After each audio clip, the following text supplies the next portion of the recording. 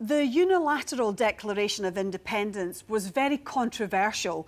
Do you still think that that was the right thing to do? The Catalan Parliament just ratified what the Catalan people voted on the October referendum. So if the question is, was it right to hold a referendum on October 1st? Yes, the answer is absolutely yes. The referendum was ruled illegal by the Spanish state. You had no international support for the declaration. I mean, was that really sensible politics? The referendum had been requested to be an agreed referendum 18 times to the Spanish government and to the Spanish parliament. And the answer to those 18 requests was always a flat no. If Catalans, as any other people, have a right to self-determination, what were they supposed to do in front of this authoritarian response? The declaration prompted direct rule from Spain so that Catalonia lost its autonomy, and many ministers, like yourself, were charged with sedition, rebellion and misuse of public funds. I mean, did you get your strategy right? I don't think at this point it's a matter of evaluating whether the strategy was right or not. What is very clear is that the reaction of the Spanish state is not a democratic reaction, it's an authoritarian reaction, that the crimes that are alleged against that are imaginary crimes, and that Spain should, once and for all, sit down and negotiate democratically with the Catalan people. I mean, how did you think the Spanish state would react to the declaration? What did you anticipate was going to happen? Well, we had to work under the assumption that Spain is a democracy. It turned out that maybe it isn't. But do you think it would be reasonable politics that we assume straight out that Spain is not a democracy when they claim they were? Now we have, quite a bit of evidence that there are very strong forces in Spain that are moving against being a democracy.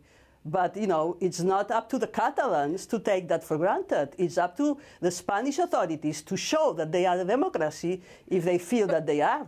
But you had no international support for the declaration. Well, international support is shown where once things are, developed. Of course, it's not up to the international community to decide before things are negotiated and before, things happen. So I don't think that what happened was special in that account. You escaped to Belgium along with the Catalan President Puigdemont. Why did you decide? Skip. No, I didn't skip.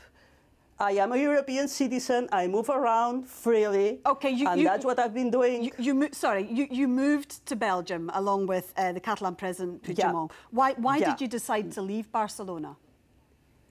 Because I wasn't safe under the authoritarian abuse of power of the Spanish judiciary and the Spanish government. So just to be safe, I went to Belgium, and now I'm in the United Kingdom, which is the place where I resided before I joined the cabinet. I'm back to my job. So now that you're in St Andrews, can you ever go back to Barcelona? I hope. I really hope that, that the Spanish authorities come to senses and democracy is reestablished and abuses of the judiciary stopped. When that happens, I'll be safe to go back home. What would happen if you went back now? Well, I suspect I would be taken, arrested and sent to prison. Unjustly, by the way. That would not be fair. That would be an abuse. That would be an abuse of human rights, which is, something that is against the Spanish Constitution. But yeah, that would happen. Catalan politics are now paralysed. There's no regional government. What is the future there? I don't know. I mean, we cannot, predict the future. What's going on at this point is that the Catalan Parliament is, cannot make decisions because it's under the control, in a way. The parliament is not free to make decisions because there is the menace that depending on what decisions the parliament takes, people will go to jail, or people that are in jail will remain in jail longer. So, you know, in a way, this is not democracy. This is democracy under blackmail, which is not democracy. And you believe in Catalan independence. After all that's happened, what is the prospect of that in the future? Is it a realistic prospect in the next many years?